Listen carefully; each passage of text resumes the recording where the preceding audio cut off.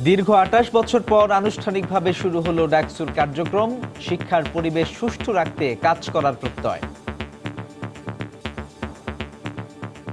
ঢাকা বিশ্ববিদ্যালয় এরিয়ার মধ্যে নির্দিষ্ট আকারে রিকশা ভাড়া নির্ধারণ, মেধা ও প্রয়োজনীয়তার ভিত্তিতে হলে সিট দেওয়া।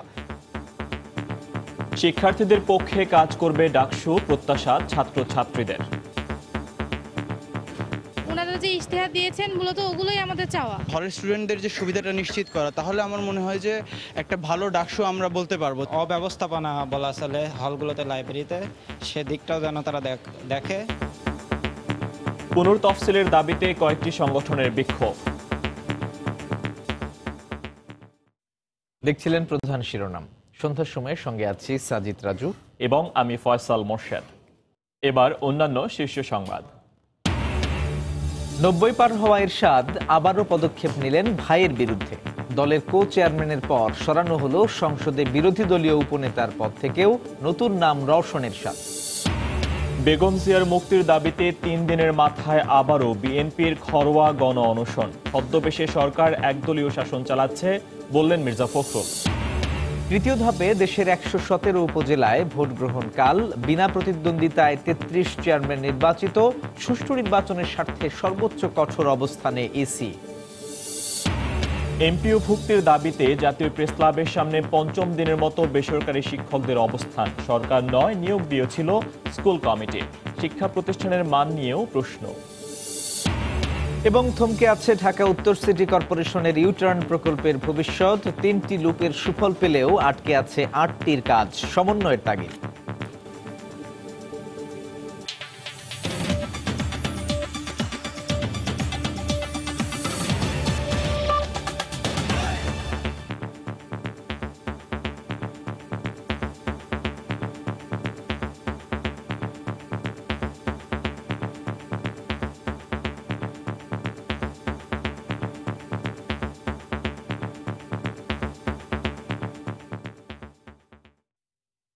দীর্ঘ ২৮ বছর পর আনুষ্ঠানিকভাবে শুরু হলো ঢাকা বিশ্ববিদ্যালয় কেন্দ্রীয় ছাত্র সংসদ ডাকসুর কার্যক্রম। সকালে প্রথম কার্যনির্বাহী সভার মধ্য দিয়ে আনুষ্ঠানিক দায়িত্ব বুঝে নিলেন নবনির্বাচিত ভিপি, জিএস সহ নির্বাচিত ২৫ জন প্রতিনিধি। প্রথম কার্যনির্বাহী সভায় প্রধানমন্ত্রী শেখ হাসিনাকে ডাকসুর আজীবন সদস্য করার প্রস্তাব গৃহীত হয়। পাশাপাশি শিক্ষার্থীদের অধিকার ও শিক্ষার পরিবেশ সুষ্ঠু রাখতে কাজ করার প্রত্যয় ব্যক্ত করেন ডাকসু প্রতিনিধিরা। এদিকে ডাকসু নির্বাচন বাতিল চেয়ে পুনরায় তফসিলের দাবিতে ক্যাম্পাসে প্রতিবাদ কর্মসূচি পালন করেছে ছাত্রদল ও কয়েকটি বাম ছাত্র সংগঠন। কাটল প্রায় ৩ দশকের অচলায়তন। দীর্ঘ ২৮ বছরের প্রতীক্ষার পর শিক্ষার্থীদের নির্বাচিত প্রতিনিধিদের প্রাণবন্ত উপস্থিতিতে সচল ঢাকা বিশ্ববিদ্যালয় কেন্দ্রীয় ছাত্র সংসদ ডাকসু। শনিবার সকালে সব জল্পনার অবসান ঘটিয়ে ডাকসুর কার্যনির্বাহী সভায় যোগদানের মাধ্যমে আনুষ্ঠানিকভাবে দায়িত্ব বুঝে নিলেন ভিপি নুরুল হক নূর, জিএস গোলাম রাব্বানী, এজিএস সাদ্দাম হোসেন সহ ডাকসুর নির্বাচিত প্রতিনিধিরা।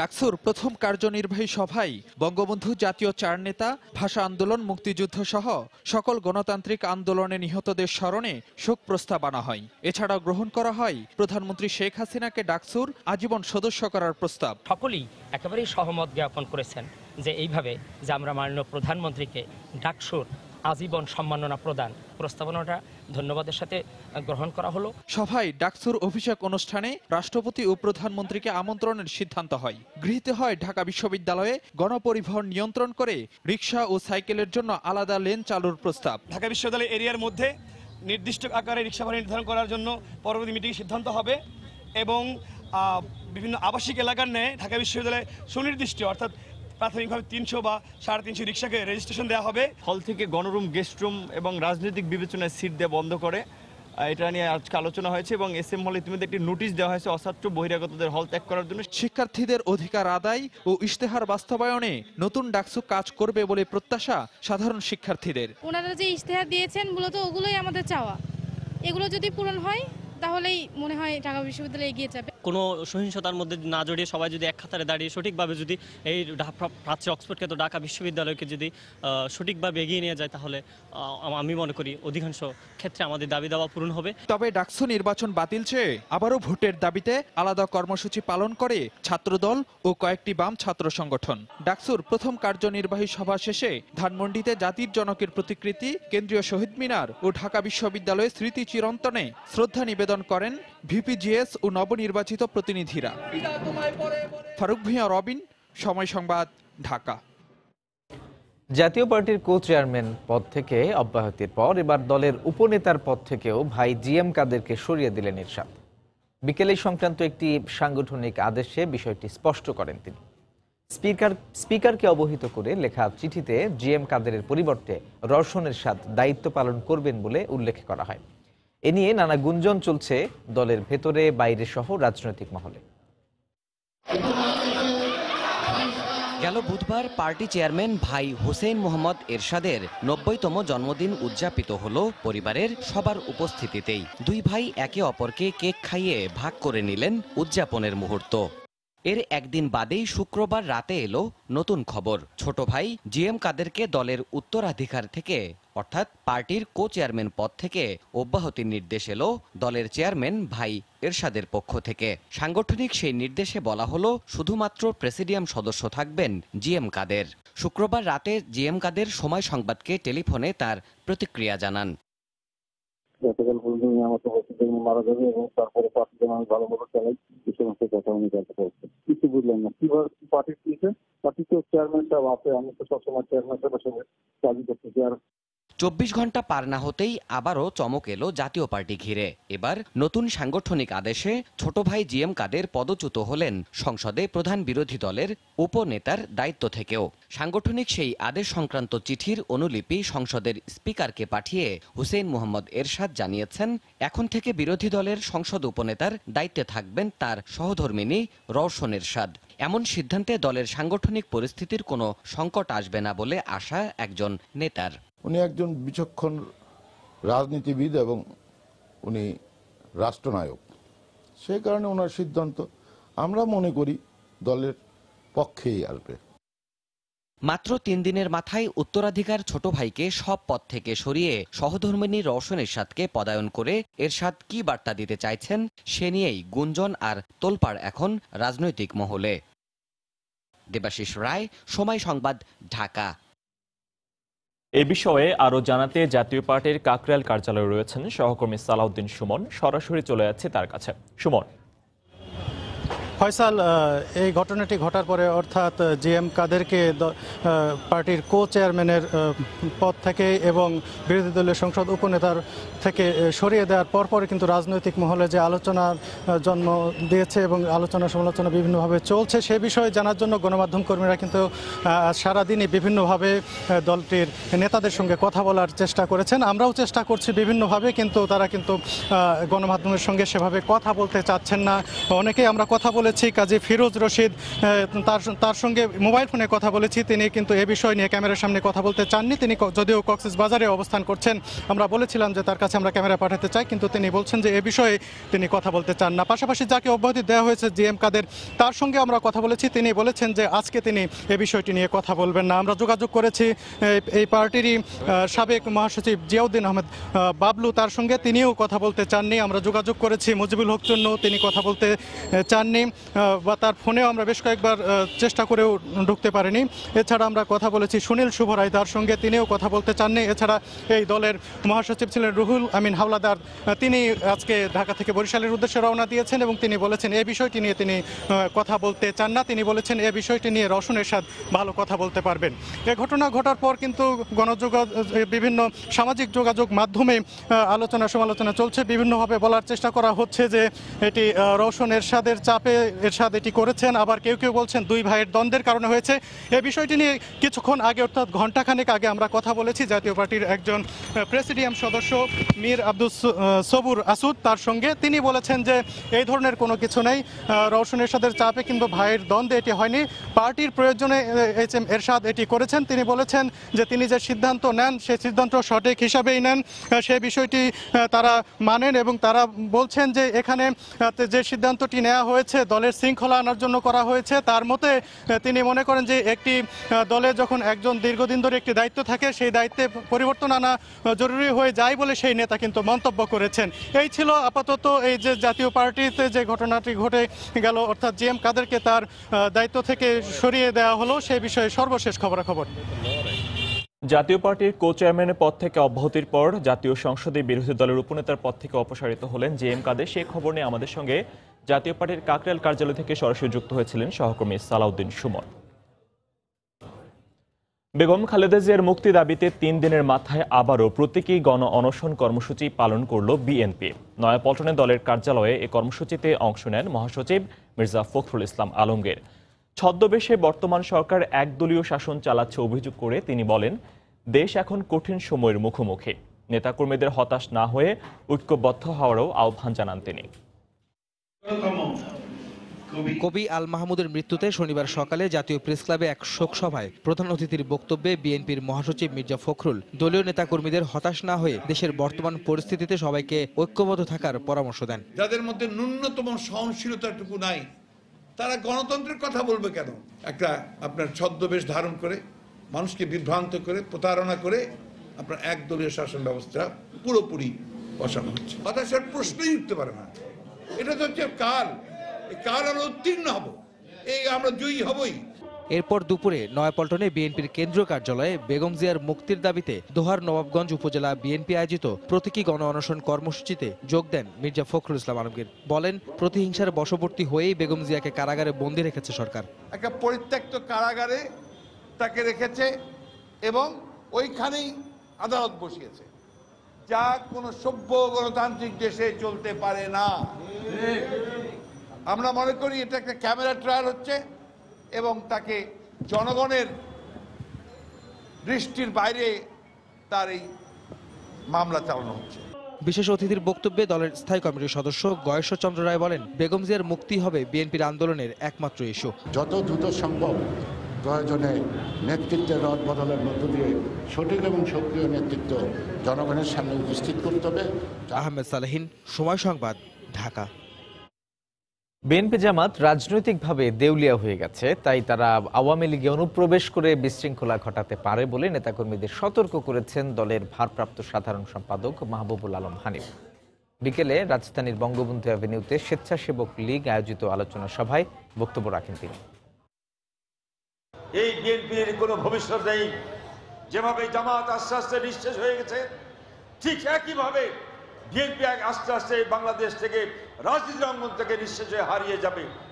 এবং সেই কারণে আজকে তারা সুযোগ পেয়ে বিভিন্ন সংগঠনের মধ্যে ঢোকার চেষ্টা করছে। এই সমস্ত বিএনপি জামাতের অনুপ্রবেশকারীদের থেকে সতর্ক থাকতে হবে।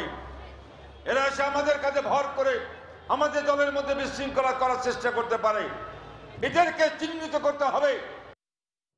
সন্ধ্যার সময়ে আরো থাকছে। দিনে দুপুরে রাজধানীর হানিফ ফ্লাইওভারে ছিনতাইকারীর গুলিতে এক পথচারী আহত, ধস্তাধস্তিতে গুলিবিদ্ধ এক ছিনতাইকারীও ঢাকা মেডিকেলে ভর্তি। পঞ্চম দিনের মতো জাতীয় প্রেস ক্লাবের সামনে সড়ক অবরোধ করে আন্দোলন করছেন নন এমপিও শিক্ষক কর্মচারীরা। তাদের দাবি, স্বীকৃত শিক্ষা প্রতিষ্ঠানকে এমপিভুক্ত করা না হলে তা যেন বাতিল করা হয়।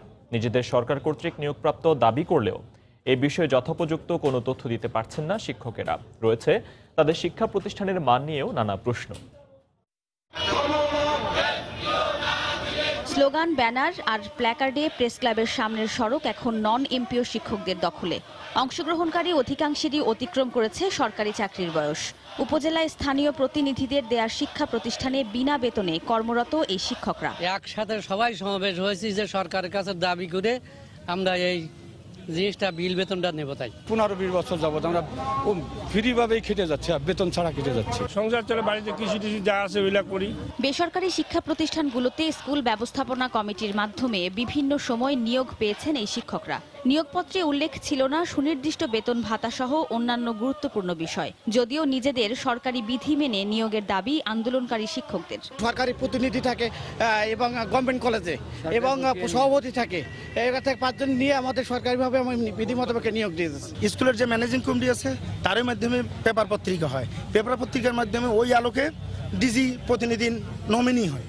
তখন বেতনের বিষয়ে কিছু উল্লেখ ছিল না, বেতনের বিষয়ে কোনো উল্লেখ থাকে না। সরকারি কলেজের প্রধান শিক্ষিকা তিনি হচ্ছে আমাদের ওখানকার ডিজির প্রতিনিধি হিসেবে করছেন।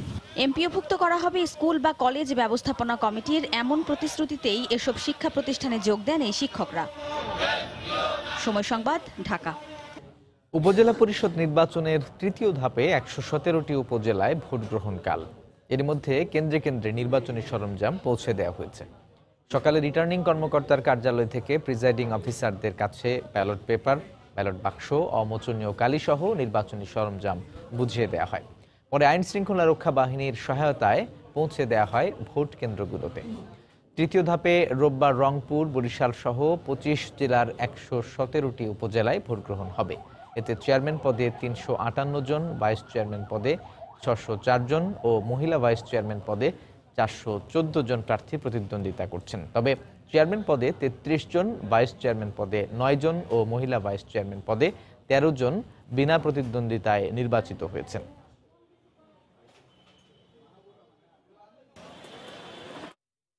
এদিকে উপজেলা নির্বাচন অবাধ ও সুষ্ঠু করতে নির্বাচন কমিশন কঠোর অবস্থানে রয়েছে বলে জানিয়েছেন ইসি সচিব হেলাল উদ্দিন আহমদ।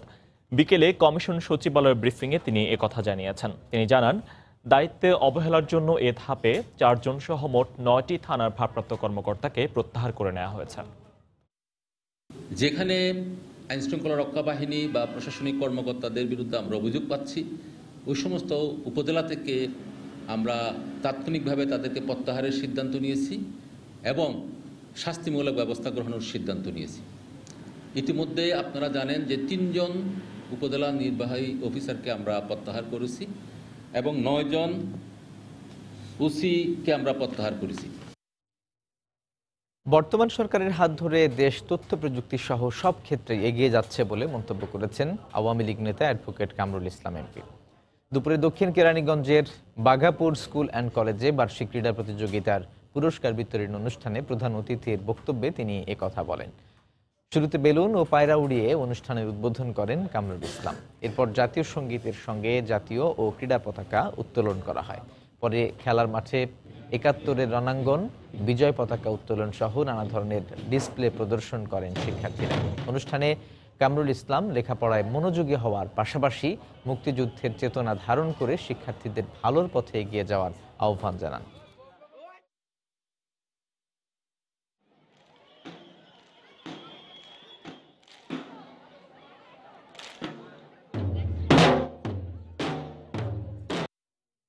সন্ধ্যার সময়ে আরো থাকছে।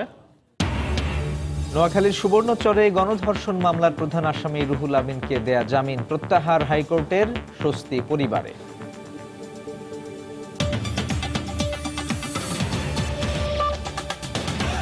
প্রথম পর্যায়ে সুফল মিললেও থমকে আছে ঢাকা উত্তর সিটি কর্পোরেশনের ইউটার্ন প্রকল্পের ভবিষ্যৎ। প্রকল্পে থাকা 11টির মধ্যে 3টি লুপ চালু হওয়ায় বদলে গেছে এয়ারপোর্ট থেকে উত্তরা পর্যন্ত রাস্তার চিত্র। তবে আটকে গেছে অন্য 8টির কাজ। বিশেষজ্ঞরা বলছেন, সংশ্লিষ্ট প্রতিষ্ঠানগুলোর মধ্যে সমন্বয় না হলে মুখ থুবড়ে পড়বে আশা জাগানো এই প্রকল্প। তবে বাস্তবায়নকারী সংস্থার প্রত্যাশা, শিগগিরই শঙ্কা কাটিয়ে আলোর মুখ দেখবে ইউটার্ন। এয়ারপোর্ট থেকে উত্তরা রাস্তায় গত 2 মাস ধরে যারা চলাচল করেন তাদের কাছে স্বস্তির নাম ইউটার্ন। কদিন আগেও এই পথে ইউটার্ন নিতে যে যানজটের সৃষ্টি হতো তা এখন স্মৃতি, কমেছে দুর্ঘটনাও। এখানে কোনো সিগন্যাল নাই, যেরকম জসিমউদ্দিন রোডে ঘন্টার পর ঘন্টা বসে থাকতাম, এখন আর বসে থাকতে হয় না। এই লোকগুলা হয়েছে, আমরা খুবই উপকৃত হয়েছি। বাংলাদেশে প্রথমে একটা ইউটার্ন খুব মজবুত হয়েছে। পরিমাণে অনেক হওয়া উচিত, তাহলে মানুষ আসলে অন্য রাস্তার গাড়ি একদিকে ভিড় করবে না। ঢাকা উত্তর সিটি কর্পোরেশনের আওতায় তেজগাঁও ৭ রাস্তা থেকে উত্তরা আবদুল্লাপুর পর্যন্ত এই ইউটার্ন প্রকল্পের আওতায় রয়েছে মোট ১১টি লুপ। সাফল্য এসেছে প্রথম ৩টিতেই, অথচ এই পথে চলমান অন্য উন্নয়ন প্রকল্পের সঙ্গে সমন্বয়হীনতায় আটকে গেছে গল্ফ ক্লাব থেকে ৭ রাস্তা পর্যন্ত বাকি ৮টির কাজ। কাজ করতে যে বিভিন্ন পার্শ্ববর্তী কিছু সংস্থার, বিশেষ করে রোডস এন্ড হাইওয়েজ আর বাংলাদেশ রেলওয়ে, ভূমি জরিপ অধিদপ্তর ইত্যাদি কিছু কারণে জটিলতায় প্রকল্পটা কিছুটা সময় বিঘ্নিত হয়। এই সমস্যা সমাধান হয়ে গেলে এবং আরডিপিটা অনুমোদন হয়ে গেলে আমরা বাকি ৮টি ইউটার্নের নির্মাণ কাজ শুরু করতে পারবো বলে আশা করছি। বিশেষজ্ঞরা বলছেন, সংশ্লিষ্ট প্রতিষ্ঠানগুলো একটু আন্তরিক হলেই সমস্যার সমাধান সম্ভব। পিডির সাথে আলাপ করলাম, পিডি বলল স্যার আমি তো আর ওই 3টা করছি, আর তো করতে পারছি না, কাজ তো বন্ধ। ওইখান থেকে বিআরটি আসবে, এলিভেটেড এক্সপ্রেসে আসবে, কিন্তু আমার কথা হলো বিআরটি এলিভেটেড এক্সপ্রেসে আসবে এটা আমরা জেনেই কিন্তু করছিলাম। এটাকে রিডিজাইন করা একেবারে সোজা জিনিস, অনেক পয়সাও লাগবে না। প্রকল্প নিয়ে সৃষ্ট জট শিগগিরই খুলবে এমন প্রত্যাশা নগরবাসীর। সড়কে শৃঙ্খলা ফেরাতে সপ্তাহ পক্ষ কিংবা মাসব্যাপী ডিএমপির নানা কার্যক্রম চোখে পড়লেও বিশেষজ্ঞদের বারবার তাগিদ দেওয়া সত্ত্বেও উপেক্ষিত রোড ইঞ্জিনিয়ারিংয়ের বিষয়টি। তারপরও এ ধরনের 2-1টি প্রকল্প যেগুলো কিছুটা হলেও আশা জাগাচ্ছে, সেগুলো বারবার মাঝপথে এসে থমকে যাওয়ায় নিরাপদ সড়ক নিশ্চিত হওয়া নিয়ে শঙ্কা করছেন বিশেষজ্ঞরা। রাশেদ লিমন, সময় সংবাদ, ঢাকা। রাজধানীর গুলিস্তানে ছিনতাইকারীর গুলিতে এক পথচারী আহত হয়েছেন। এ সময় ছিনতাইকারীর পায়েও গুলি লাগে। তাদের ঢাকা মেডিকেল কলেজ হাসপাতালে ভর্তি করা হয়েছে। দুপুর 1:45টার দিকে মেয়র হানিফ ফ্লাইওভারের নিচে ছিনতাইয়ের এই ঘটনা ঘটে। আহতরা হচ্ছেন নাভানা ইঞ্জিনিয়ারিং লিমিটেডের নির্বাহী কর্মকর্তা সুজাউদ্দিন তালুকদার।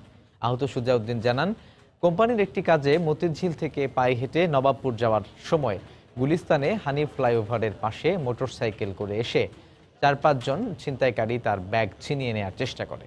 পল্টন থানার ওসি মাহমুদুল হাসান জানান, সুজাউদ্দিনের ব্যাগ ছিনিয়ে নেওয়ার সময় ধস্তাধস্তির এক পর্যায়ে ছিনতাইকারী সোহাগ তার কোমরে থাকা পিস্তল বের করে সুজাউদ্দিনের পায়ে গুলি করে। এ সময় সোহাগের পায়েও গুলি লাগে।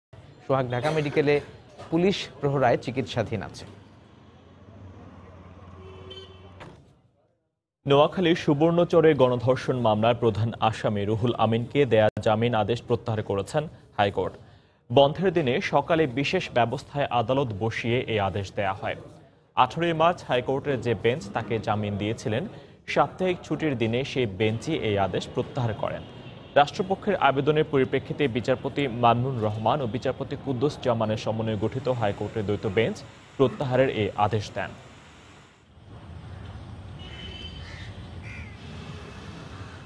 সামাজিক একটি বিপ্লব ঘটাতে পারি, অবশ্যই এই মাদক আমরা বন্ধ করতে পারবো। আইন শৃঙ্খলা রক্ষাকারী বাহিনীর মধ্যেও এক শ্রেণীর অসৎ কর্মকর্তা। দেখবেন সংবাদের শেষাংশে। কোনোভাবেই দেশে বন্ধ হচ্ছে না মাদক সরবরাহ। নতুন নতুন কৌশলে মাদক চোরাচালান করছে জড়িতরা। পুলিশ বলছে, আইন শৃঙ্খলা রক্ষা বাহিনীর তৎপরতার পাশাপাশি এই সমস্যা মোকাবিলায় প্রয়োজন সামাজিক সচেতনতা। তাদের মতে, সমাজে যতদিন মাদকের চাহিদা থাকবে ততদিন যে কোনোভাবেই সরবরাহ অব্যাহত থাকবে। অপরাধ বিজ্ঞানীরা বলছেন, দীর্ঘমেয়াদে মাদক নির্মূলে নজরদারি বাড়াতে হবে সীমান্ত এলাকায়। খান মোহাম্মদ রুমেলের রিপোর্ট।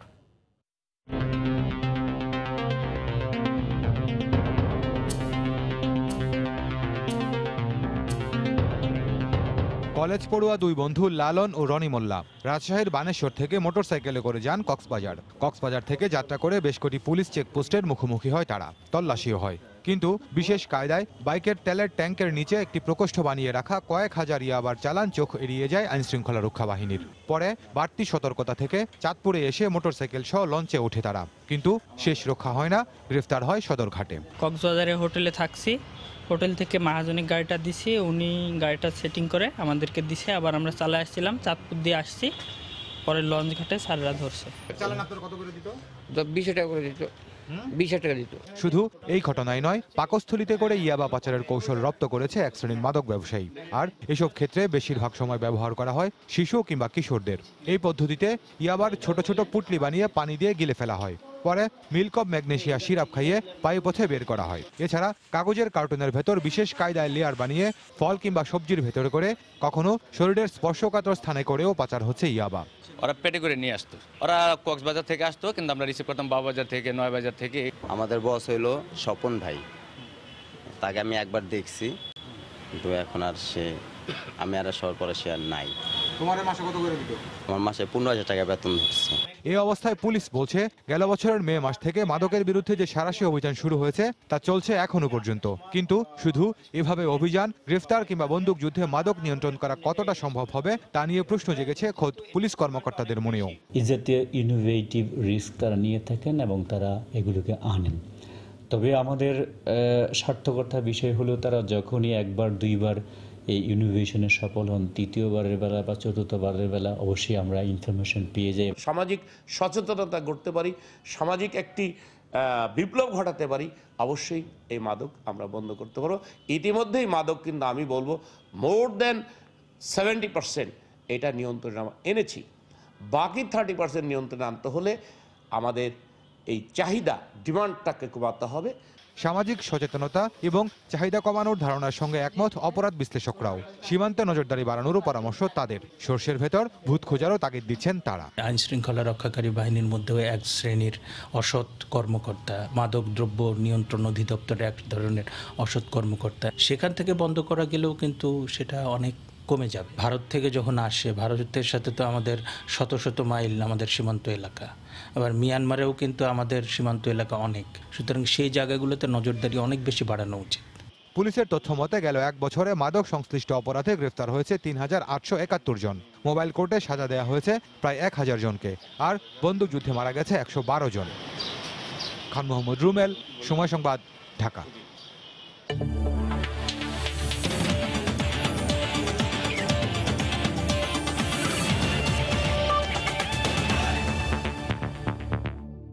জানাবো আর্চারির খবর। 25 মার্চ থেকে থাইল্যান্ডে শুরু হচ্ছে Asia cup archery world ranking tournament. Bangladesh থেকে অংশ নিচ্ছেন 12 জন আর্চার। দুপুরে এক সংবাদ সম্মেলনে এ তথ্য জানিয়েছে বাংলাদেশ আর্চারি ফেডারেশন। এতে আর্চারি ফেডারেশনের সাধারণ সম্পাদকের পাশাপাশি উপস্থিত ছিলেন প্রধান পৃষ্ঠপোষক প্রতিষ্ঠান সিটি গ্রুপের নির্বাহী পরিচালক জাফর উদ্দিন সিদ্দিকী। টির গো ফর গোল্ড এর আওতায় দীর্ঘদিন থেকে অনুশীলন করে আসছে বাংলাদেশের আর্চাররা। 24শে মার্চ এশিয়া কাপ আর্চারিতে অংশ নিতে থাইল্যান্ড যাবে বাংলাদেশ দল। এর আগে 2009 থেকে 2017 সাল পর্যন্ত প্রতিটি টুর্নামেন্টে পদক জিতেছে বাংলাদেশ। আর পৃষ্ঠপোষক প্রতিষ্ঠান সিটি গ্রুপও আশাবাদী ইতিবাচক ফলাফলের। এবং সর্ববামে